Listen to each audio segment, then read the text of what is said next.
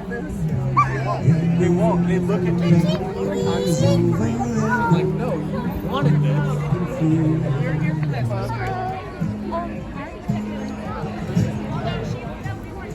Talking whilst I stayed, though I knew she was sleeping. I'm empty and naked, I don't know why. I'm the cool mother-in-law. Down in the cars on the New Jersey Turnpike, they've all come to look for America.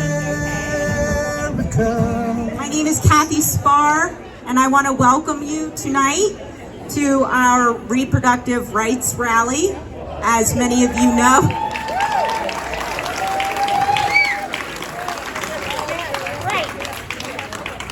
it's really awesome to see all of you here tonight. As many of you know, the U.S. Supreme Court will be reconvening for a new term on Monday, and they will be hearing a case from Mississippi that could potentially overturn Roe v. Wade and could change the life of millions of women for the worse and take away our destiny and our ability to write that destiny. So let's get started. We have Pastor Art Tung, who will be bringing us, opening this with an invocation.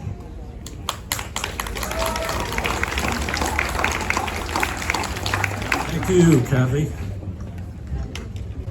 Let me begin with a short recollection.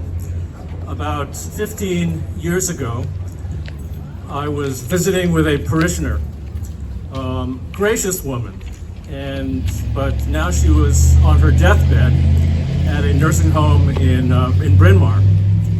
And she was one of these women who, was always gracious, but she aged so graciously. Perhaps you know people like that. And I stepped into her room, and she motioned me closer because she wanted to say something to me. So I leaned in, and she whispered, because that was all she could do at that point. She whispered to me, "I did a terrible thing." That was it. I did a terrible thing. And to this day, I can't remember how I responded. I don't know if it was shock or surprise. I can tell you one thing, I'm pretty sure what I didn't say was, "What was this terrible thing that you did?" But my message to you is that when we are on holy ground, we are in places where people in the most intimate spaces of their lives make decisions about the direction of their lives and their values. And it's important to stand back and yet to be attentive, to be listening, to be delicate, and to be sensitive. And the phrase that I have in mind is the phrase of making space for grace. Making space for grace. To allow people the space in their lives to chart their destiny, to reflect on what's important to them, and to know that they have company who are supportive and praying for them and desiring the best for them.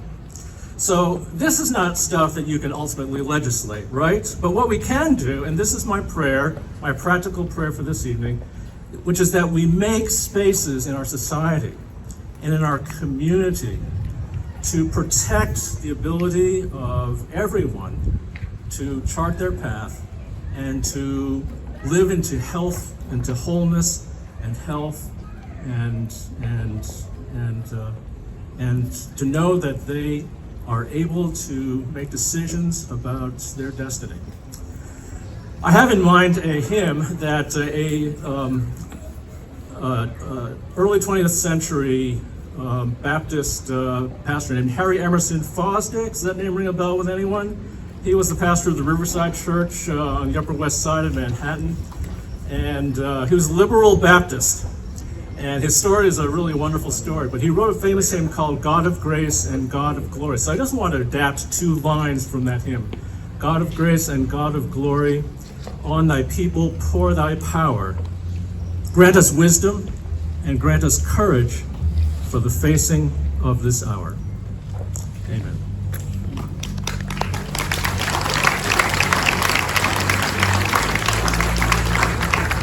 Thank you so much, Art.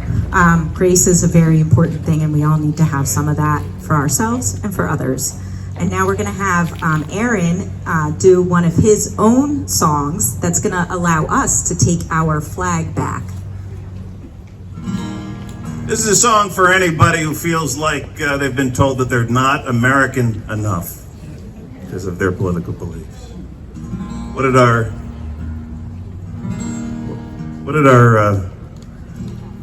fathers and mothers and grandfathers and grandmothers die for out there, if not the right to vote?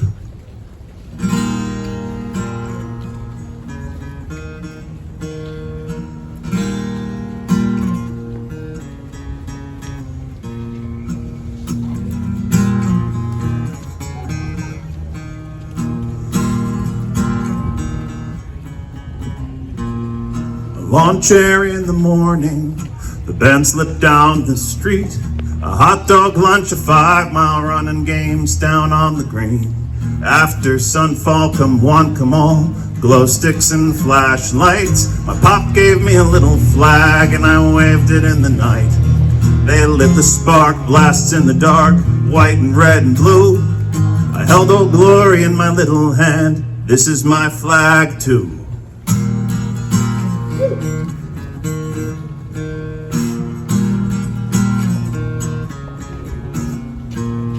The old country went up in flames, this is where he fled. He wore a gun and marched in time where Eisenhower led.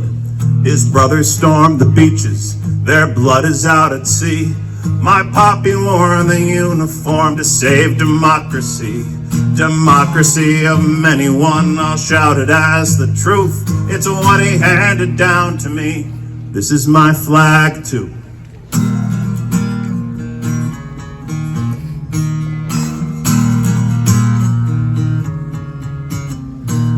This flag don't stand for money, this flag don't stand for guns. This flag is not a weapon for the ones who speak in tongues. It don't stand for a party or for a 5-point plan. I will not bow to idols and I won't rise for a man. This flag is for our country, us and them and you.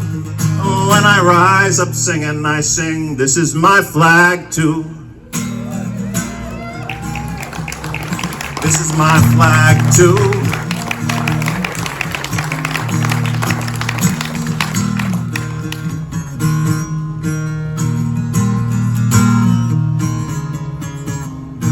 You can fly it from your truck, by your bumper sticker creed. You can fly it from your boat, above don't you tread on me. You can sell it in your ad, or show off your tattoo. But that's not what the flag's about. This flag is my flag too.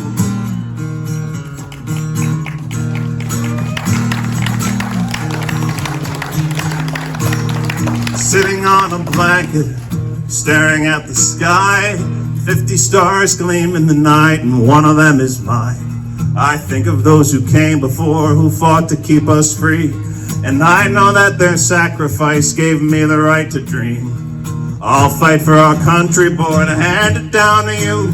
So when I'm gone, the flag waves on. This is your flag too. I'll fight for our country, girl, to hand it down to you.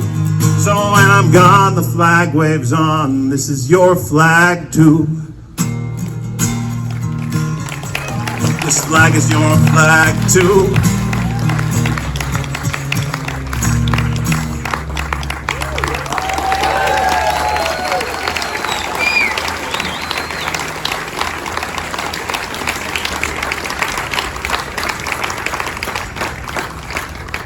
So that was super awesome. And next we have Dr. Emily Cheston. She's an OBGYN and will discuss abortion as an important component of women's health care. Hi everyone.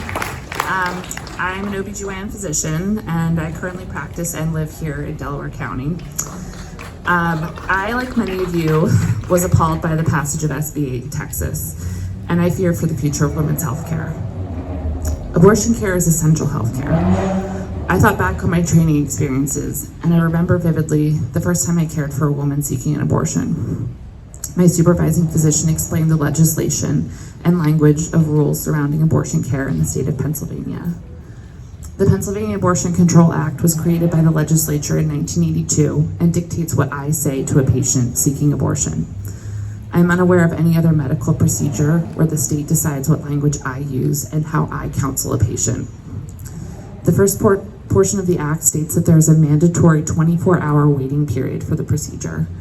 Consider what most women seeking an abortion have already personally gone through before waiting in my exam room.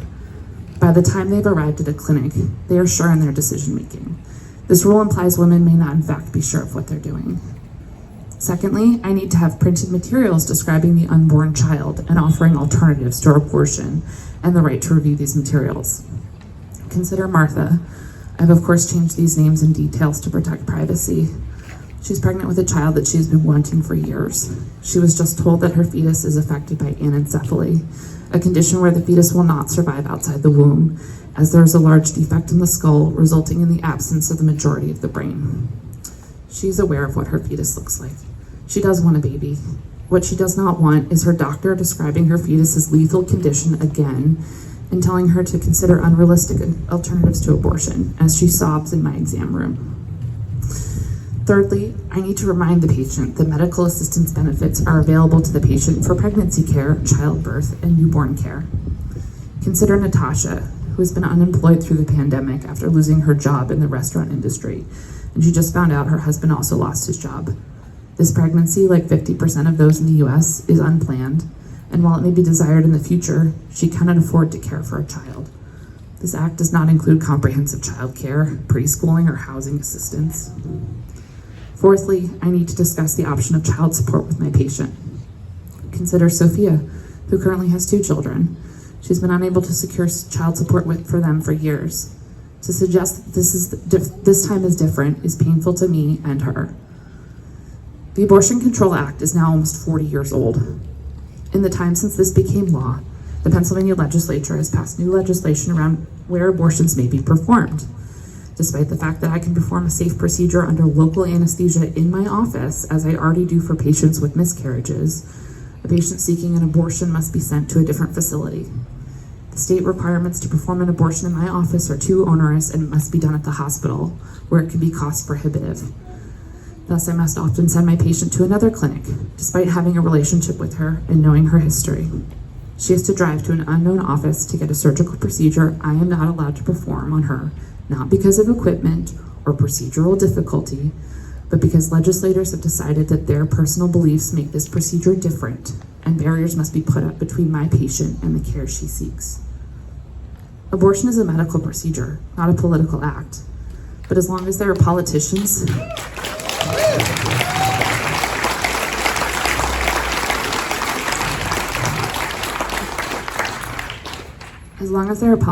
that insist on inserting themselves in the extremely intimate space that exists between doctors like me and our patients for religious or personal reasons, which are things that should not be dictating law, you as the voter have the power to ensure we don't put people like this in office.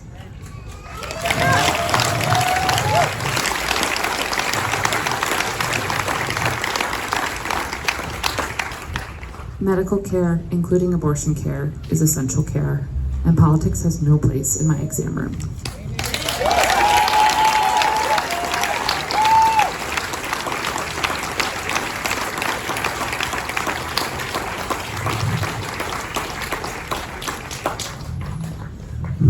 That was there are no words. There are no words. And I think Emily said it right, that politicians don't belong in our doctor's office.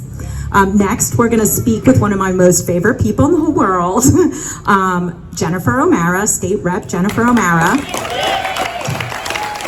Good evening, everyone. Good evening, everyone. It is so good to be here and to be with so many of you. And I feel like it makes sense that I just followed the physician who came before us, although I promise I'm not one of those legislators that she described. My name is Jennifer O'Mara. I am a state representative here in Delaware County. I was elected in 2018. And when I was elected, I became the youngest female Democrat ever elected in Pennsylvania.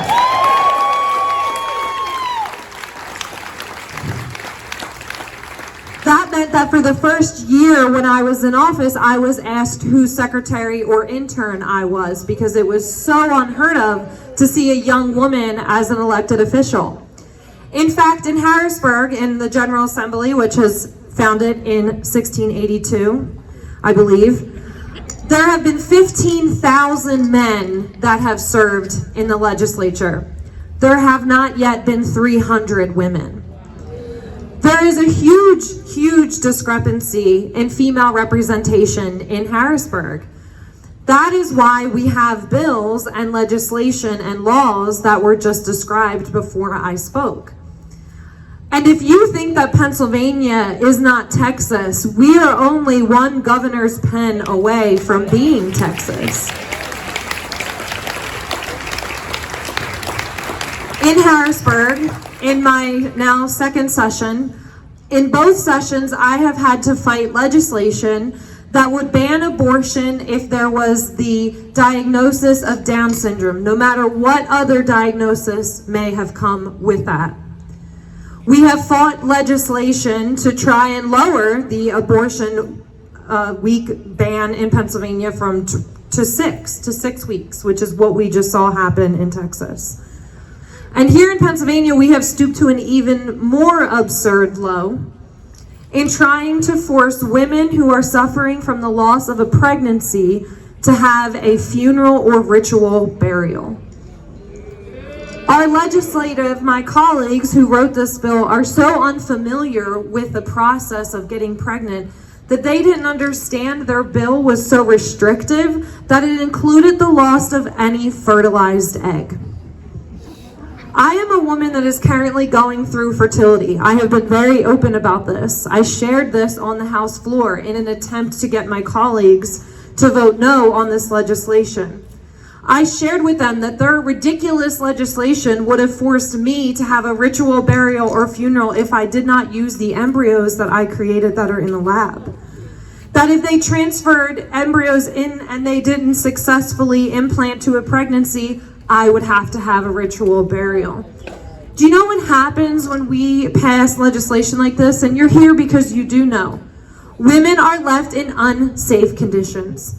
Women are left choosing to suffer at home than go to a healthcare facility because they don't want to be punished for seeking healthcare.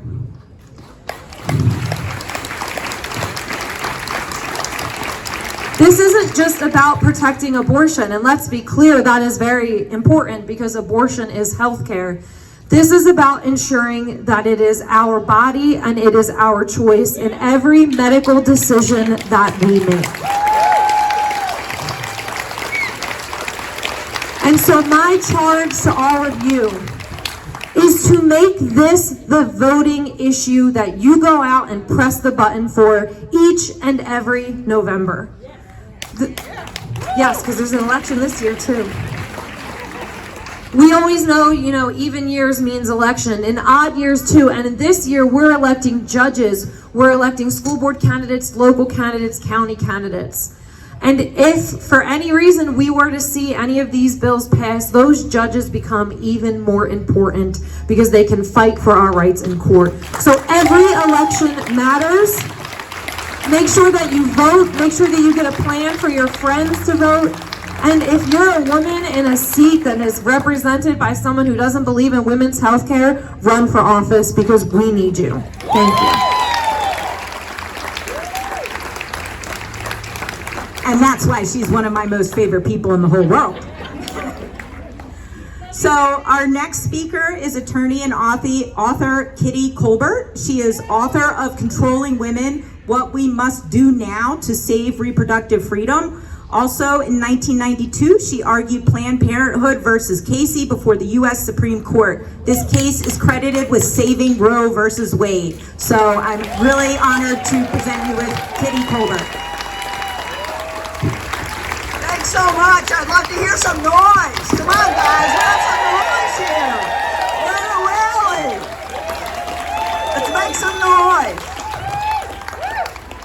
I'm here tonight to remind you that the Supreme Court of the United States is going to hear a case in December, on December 1st, and decide it before June of next year, in which the constitutional right that all of us have recognized and understood as being inviolate is in severe and complete jeopardy.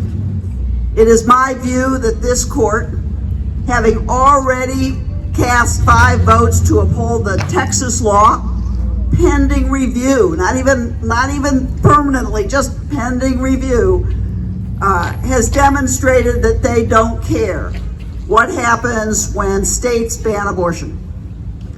And it is my view that within the next year to year and a half, at least 27 states that are controlled by Republicans, by trifecta legislature and gubernatorial seats, those 27 states will move to ban abortion if they haven't already done so. We are in the most perilous state we have ever been since Roe was passed or initiated. In 1992, when I argued Planned Parenthood versus Casey, we thought at that time there were 5 votes to overrule Roe, and in fact there were. But Justice Kennedy at the last minute switched his vote. But I often say that arguing in favor of the Supreme Court is a lot like Sesame Street.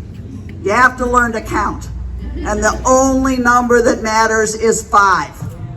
And today, as a result of the appointments, the 3 appointments by Donald Trump to the U.S. Supreme Court, there are 5 votes to overrule Planned Parenthood versus Casey and what we know or what is left of Roe. Now, many women across this country already have very, very difficult time obtaining abortion services. Primarily poor women who are disproportionately women of color, young women, women who live in rural areas, women who are far from abortion providers, all of them have difficulties. As your doctor earlier described, Pennsylvania places roadblocks in the path of women seeking abortion services. But let me tell you that abortion is still legal in all 50 states except Texas now. And that means that when the Supreme Court issues its new ruling in the Mississippi case, many, many thousands and thousands and thousands of women will be far from being able to obtain care. What does that mean for all of you? It means we got a hell of a lot of work to do. And you gotta commit yourself to doing that work from today on. There are over 600 rallies like this all over the country that you are joining with. But they are meaningless unless you use this as an opportunity to retake political power. Now, those who oppose abortion would say, oh, we're protecting fetal life, or this is a religious issue. This is not either of those things. What this is all about is controlling women and controlling people in terms of their ability to choose to have families. Who they have sex with, who they don't have sex with, how they develop their families, how their families are formed in a whole range of ways. That's what they want to control. And this is also about political power. Let's not think that we will just win because we're right.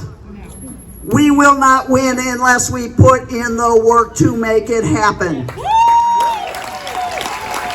And you in Delaware County can make a huge difference because we need to take back first and foremost the Pennsylvania legislature, the House and the Senate. Jamie is here from Turn PA Blue. She can put your work on the phones tomorrow. And I urge you to do that. Write your postcards. Go knock on doors. do the hard work that it takes to win political power. And second, as Jen reminded all of us, we are one governor away from restrictive abortion laws that are much, much worse, and I believe would be a ban on abortion here in Pennsylvania, unless we make sure that we elect a Democratic governor in 2022. Now, I would love to be less partisan about this. I just don't see many pro-choice Republicans running for governor. And if they did, then we would have a different conversation. But today, in order to win this issue, we have to take back the political power at the legislative level as fast as humanly possible.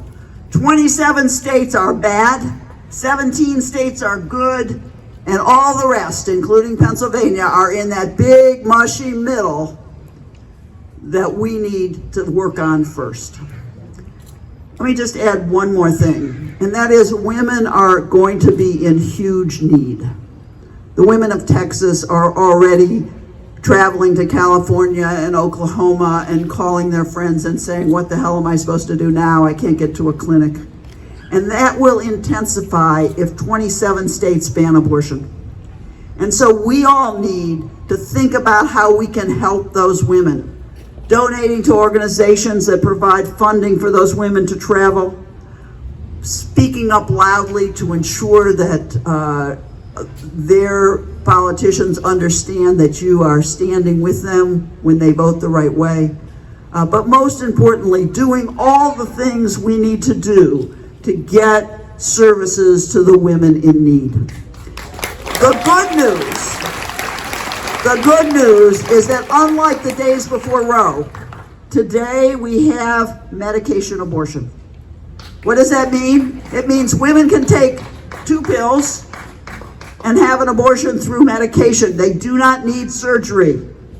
Now, when abortion is banned in those 27 states, medication abortion will be too. But that doesn't mean women won't seek access to those pills. And we got to make sure they have the information that is necessary to get what they can do to help themselves.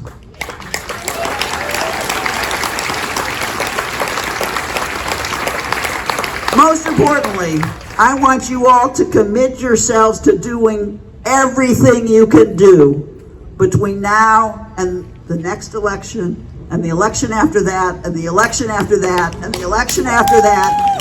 40 more years if it takes us to win back the rights we're about to lose, because that's what we need to do. Elections happen every 6 months, not every 2 years, every 6 months. And we need to make sure that we are there paying attention and developing political power when we can at every single opportunity. Thank you so much. Appreciate it. Let's go. All right, next we're going to hear from our very own Congresswoman, Mary Gay Scanlon. She's one of our heroes here in Delco.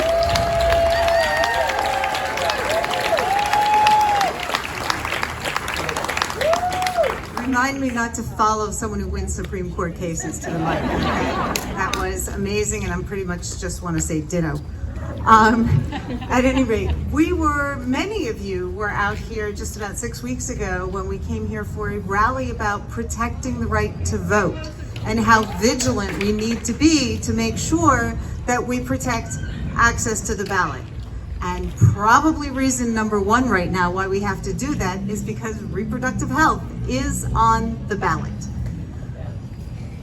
It's, you end up with this feeling, why are we still here talking about this? But the passing of Ruth Bader Ginsburg just a year ago really removed the last major impediment to an all-out assault on reproductive health. Okay? Okay. And that assault is coming from the conservative extremists who have been plotting the takeover of the Supreme Court now for decades. They have not been playing a short game. Since then, we've seen a tidal wave of legislation and court cases with the single-minded goal of overturning Roe. So as a result, as everybody here has said, we need all hands on deck. We've heard some stories of folks, the deeply private, personal reasons why someone might choose or not choose to have a child.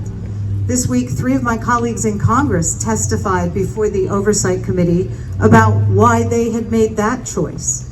I've represented clients who've been in this position. I've accompanied clients to Planned Parenthood when they were not in a position to have a child. I've also had a client who lives in Texas and was told by her doctor that she would have to make a choice between having a seriously disabled child or losing her sight and therefore her ability to provide for that child and the other children she had. And she was not able to obtain an abortion even before this most recent law in Texas. So this is what gets to me as kind of the crux of the matter. Why do we have to share these deeply personal and private stories? They are none of anyone else's business.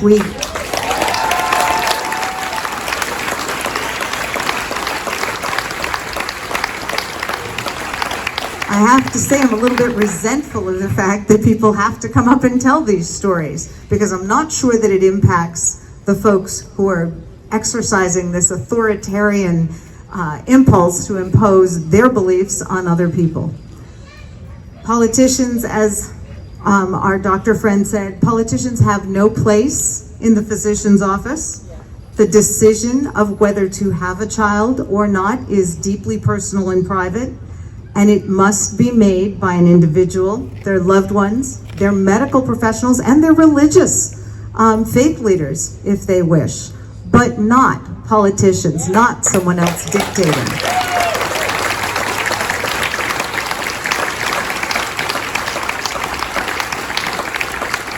Now, we know that the majority of Americans support the right to abortion guaranteed in Roe v. Wade.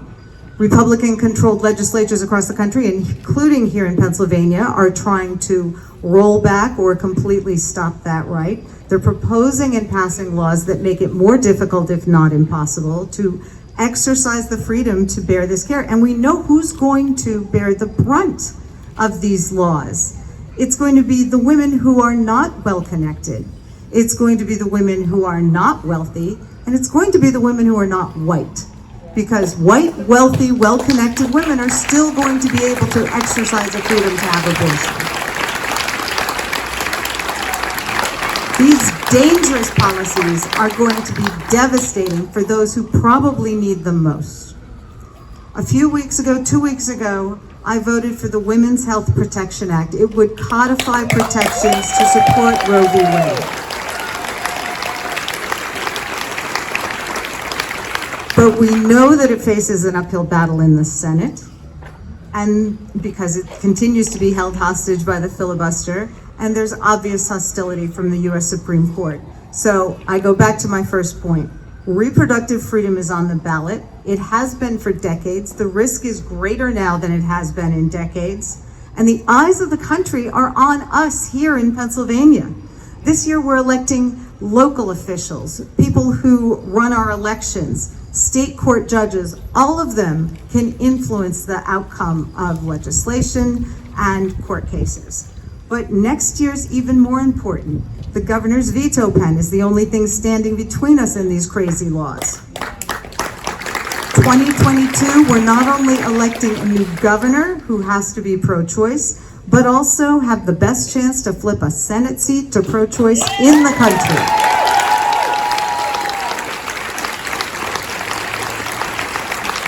That Senate seat can help impact both federal legislation and federal judges, so it's really, really important. Of course, in 2022, we're also going to be defending several competitive House seats, as well as electing all of the Pennsylvania House of Representatives and half the Senate. And our state representatives are the first line of defense against these crazy laws. So all of these races matter more now than ever. There are no off years. Every election is crucial.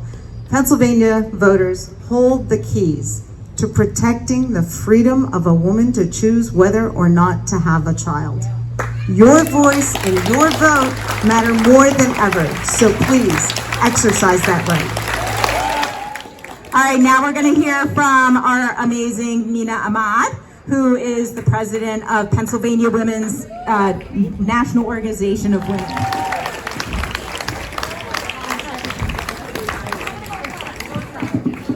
All right. Okay. Are you guys fired up and ready to fight? Yes! Are we ready to fight for our bodily autonomy? Yes! Thank you all for being here, and thanks to the organizers of this reproductive rights rally. We joined hundreds and thousands of outraged people across the nation who are marching and rallying today in every state for abortion justice and to protest the U.S. Supreme Court's decision to allow Texas' 6-week abortion ban to take effect, even though the ban violates nearly 50 years of precedent upholding individuals' constitutional right to abortion. So we must fight. This year alone, we have seen nearly 600 abortion restrictions introduced in 47 states. No matter where you live, the fight is at your doorstep. Remember that, the fight is at your doorstep. This extreme anti-choice agenda of reproductive control is fueled by misogyny, racism, and a war against the poor.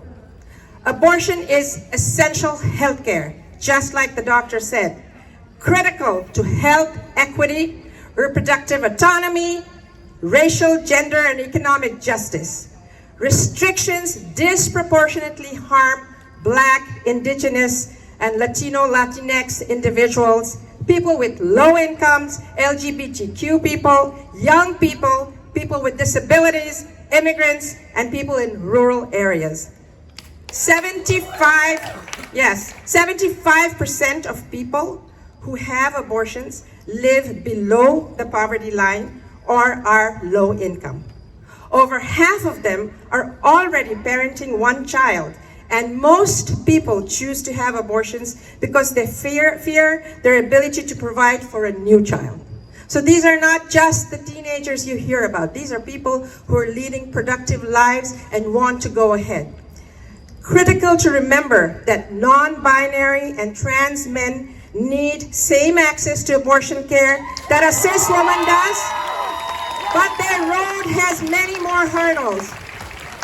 Texas's SB 8 is also a bounty hunter abortion ban, since it rewards private citizens to enforce the law.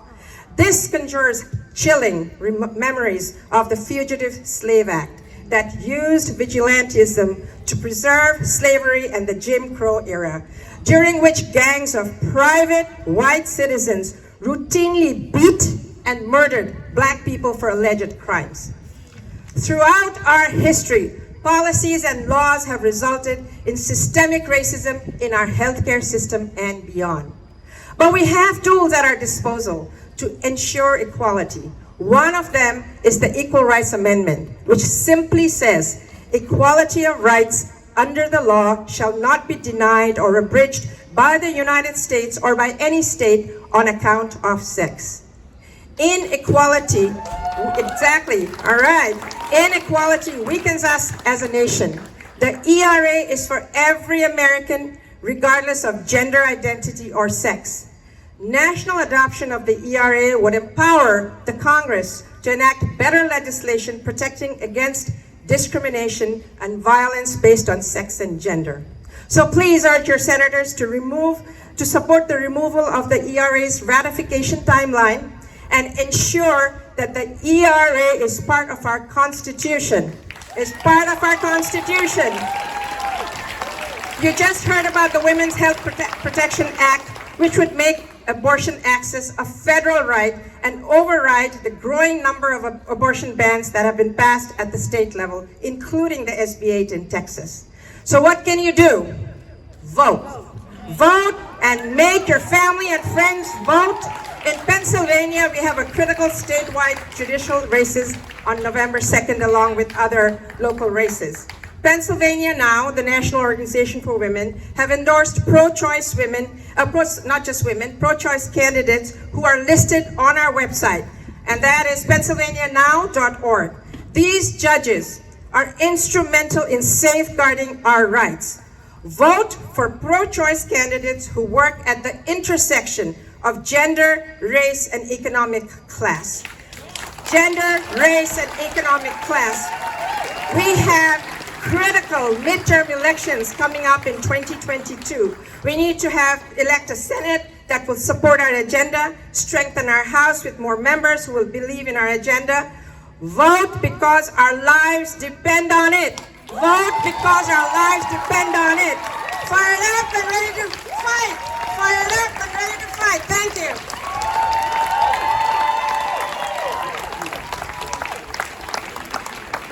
Next up, we have another rock star from Philadelphia visiting us, State Rep Chris Rabb. He represents the 200th House District, and we are so lucky to have his allyship. He is very active in the Pennsylvania Legislative Black Caucus and the Women's Health Caucus, among a billion others.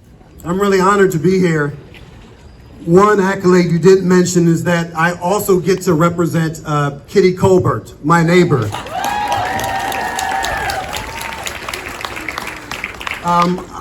And I can do a little more bragging. I also represent the 200th Legislative District of Pennsylvania, which is Northwest Philly, the bluest dot in the entire Commonwealth. And I live smack dab in the district in Mount Airy, a neighborhood we should all know, regardless of where you may live, because it's one of the few intentionally racially integrated neighborhoods in the entire country. And that's where I chose to raise my family, to start a family. But I just want to say for the record, I am not here as a Democrat. I'm not. I am not here as a Democrat. Because I actually served with some Democrats who were not pro-choice. I'm just telling you the facts. I'm pro-choice.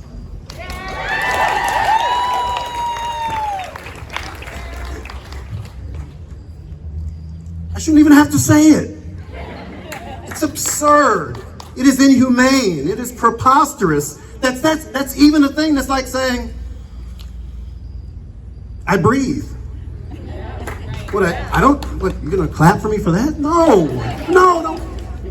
It should be basic, but it's not. But I'm gonna say something that hasn't been said yet. The reason we're in this position now,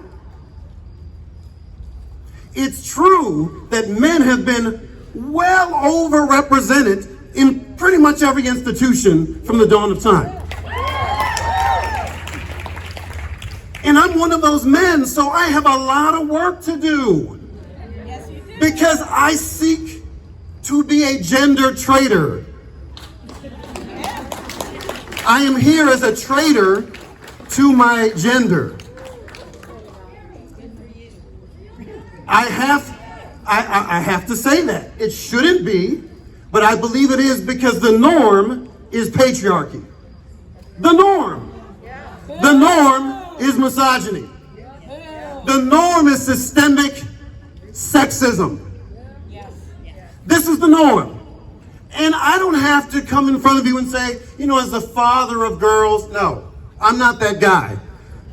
I'll admit, I really wanted daughters, but I ended up with 2 boys and I found a way to love them anyway. They hate when I say that. But I'm here because most men talk too damn much. We know this. That is an obvious statement. But here's the thing. Too many men who vote the right way, who have the right politics, don't speak up enough. So men, my cis hetero men in particular, if you can't say patriarchy, if you can't say misogyny and sexism, If you feel defensive when others do, get your shit together. We don't have time to babysit you. We don't have time for that. Because all hands on deck. All hands on deck. Now, I will admit that women are leading this as they should. But there's a role for the rest of us. And you know what it is? It's to follow. There is no dishonor in following wise human beings. Follow them.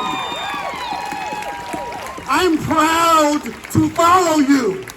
Know that. I don't need to lead. I need to follow. I know my role. There is no dishonor in that. And let me tell you why, because this is deeply personal. I was going to try to have a little more levity and talk about how 13 years ago I didn't have to ask a politician when I got my vasectomy. I didn't even think about it. I did it because it was the right thing for me and my family. I didn't think about it for a moment. Why is that? That's just male privilege. But what are you going to do, men, with your privilege? What are you going to do? I don't care that you acknowledge it. I want you to leverage it on the side of justice. On the side of justice.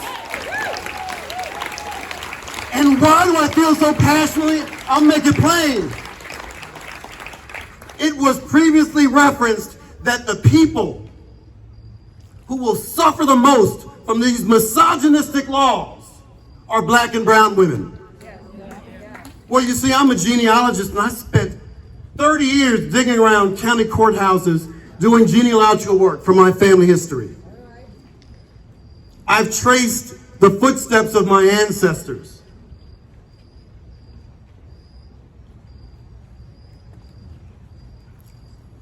I descend from 8 great-great-grandmothers, some of whom were owned by their own fathers.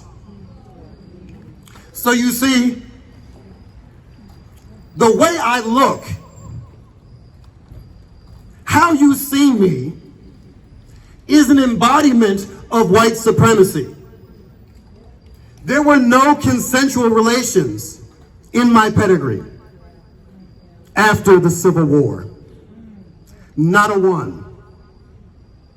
I descend from those who were raped and those who were the rapists, some of whom are lauded in the history books, including my great-great-great-great-great-grandfather, Philip Livingston, one of the signers of the Declaration of Independence, the same Livingston family that is one of the biggest human trafficking families in the quote-unquote New World, 5 generations of enslavers. So this is really personal to me, because I descend from extraordinary black women who fought, who bled for centuries. But you know what? As proud as I am of them, they didn't do it alone. There were people all along the way who acknowledged their humanity and followed their lead. All the things that people say couldn't happen have happened because we worked together. And in many places in this country, it was illegal for people of different ethnic backgrounds to convene together, to teach someone of a different race to read and write. So you see, we are embracing our power right now. And it is indeed powerful to vote. But in between the election cycles, in between, we make choices every day, and men and boys, what are you gonna do? Don't wait for the women. What are you gonna do? You know right from wrong. It may be difficult, but I don't care about your discomfort, because women deal with that every single day. Every day. Find that courage. Find that courage to speak up and to follow. That is your responsibility. I don't care that you're a pro-choice voter. That's not nearly enough. Every single day, do the work. There's so many shining examples of people who are leading here. Follow them. Do the right thing. We can do this. Thank you. Tonight's event was brought to you by a coalition of indivisible organizations that include Bowling Green Patriots, Delco PA Indivisible, HCAN, Indivisible Mainline South, Indivisible Upper Darby, and Indivisible Narberth and beyond. And our sponsors include PA Now, League of Women Voters of Central Delaware County, Bryn Mawr College Feminist Coalition, and New Pennsylvania Project. I would like to think that we have made it clear what your job is going forward, and that is to vote. I've heard people say there's nothing to vote for in this election, but you know what? There's somebody to vote for at the top of the ticket who's going to protect our right, our reproductive rights. She's at the top of the ticket, and she's going to protect us. And you know what? The very people at the bottom of the ticket, our judge of elections, our inspectors, they're going to make sure our vote stays safe. People want to tell me, oh, guess what? A supervisor can't do anything. A commissioner can't do anything. Well, I can tell you right now, as a certified land planner, they certainly can zone that clinic out of your township or make it really hard for certain people to get to it. So you know what? Every election matters. Every single one. In 1992, my dad ran for office. He ran for supervisor. He lost by 3 votes. On election day, or on Sunday before election day, the Catholic Church in our township put out flyers saying my dad was pro-abortion. So all the Catholic voters went out and voted, and my dad lost by 3 votes, and it brought in an era of bad government to our township. That's how much your vote matters. That he only needed 4 more people to win. So I expect everyone who is here tonight to register and to vote. And additionally, the next step of being a steward of our democracy after what we saw on January 6th, the next step is to making sure that you help a candidate get elected. Democracies don't happen in a vacuum. A democracy is stewardship. So you need to go out there and you need to find a pro-choice candidate and you need to go knock some damn doors. Because that's how we make the change. I'll be out there tomorrow knocking some doors for my school board candidates. And you know what? School board matters too. And I think we've seen that. What kind of reproductive biology is being taught in the classroom? Because clearly there are a whole bunch of people that don't know how it works. Okay? When we have representatives who think that if you get raped, your body knows and will reject that embryo, that's a problem. So we need to make sure science is being taught properly in the classroom, and that happens with our school board. So if I sound angry, I am angry, because you know what? We haven't done enough. We don't have enough people out there voting. And this county, Delaware County, was so important to Biden winning in November. And you know what? We're important in every election. So if you're not clear on how important voting is, come see me afterwards, because we'll keep talking, okay? So I want to thank all of you for coming, and I want you to find that candidate. And we have resources out here that can take you to that candidate that you want to help get elected here going forward. Elections every 6 months, every year. Don't forget it. Now I'm going to have my dear, awesome, amazing friend, Jamie Malley, take us out with some awesome music to get us inspired to take action tonight. Hey, love and mercy is what you need tonight. So love and mercy to you and your friends tonight. Love and mercy tonight.